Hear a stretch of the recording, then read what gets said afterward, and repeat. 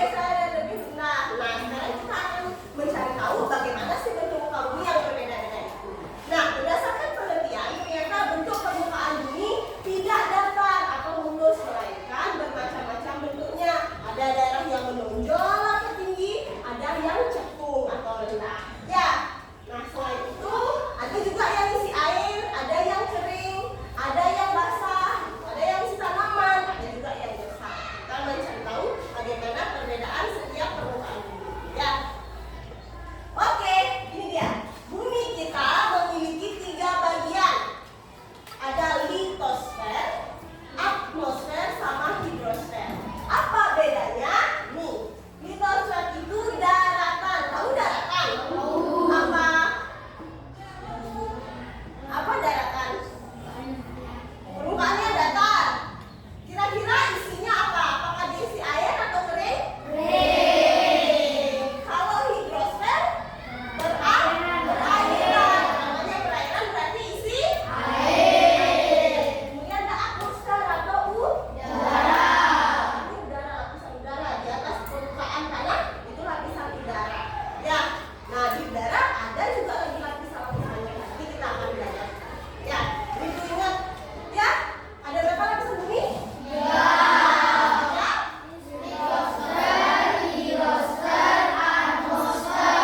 Oke, ya kita akan bahas satu persatu. Pertama ada litosfer. Nah, itu adalah daratan. Seperti yang bisa kalian lihat depan, litosfer adalah lapisan terluar dari kulit bumi yang terdiri dari batuan dan tanah. Contoh-contoh litosfer meliputi gunung, bukit, lembah, dataran tinggi, dataran rendah, dan plato.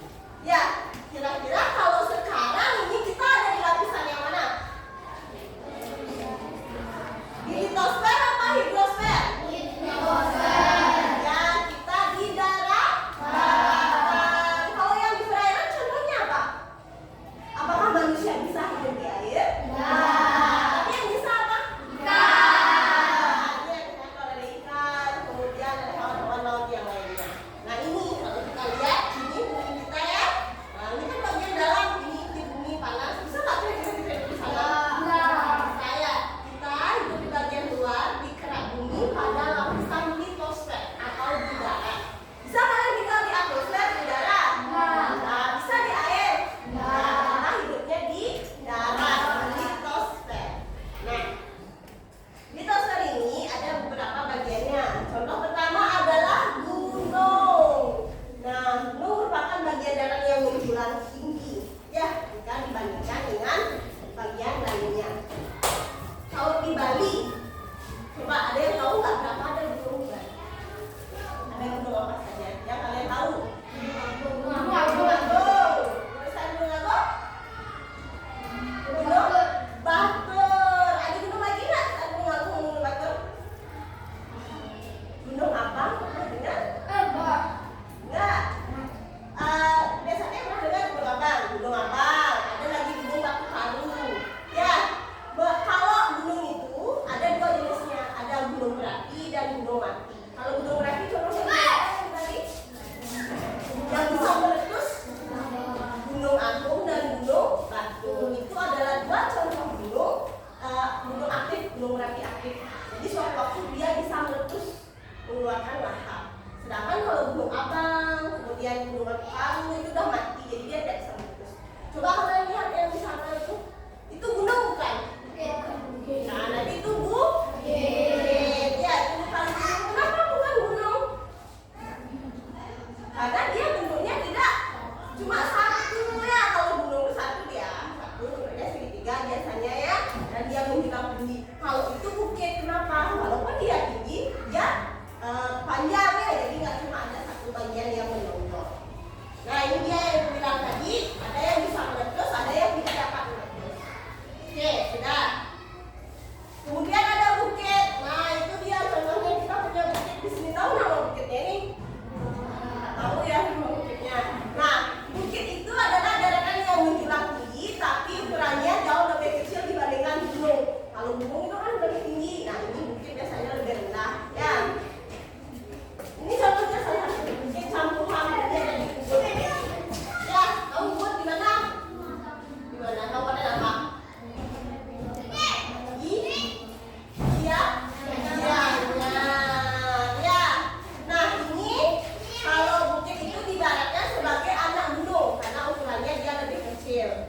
itu bukit juga terbentuk dari aktivitas vulkanis, maka tidak ada bukit yang bisa meletus. Jadi nyamannya nggak mungkin meletus, tapi ada kemungkinan bisa longsor.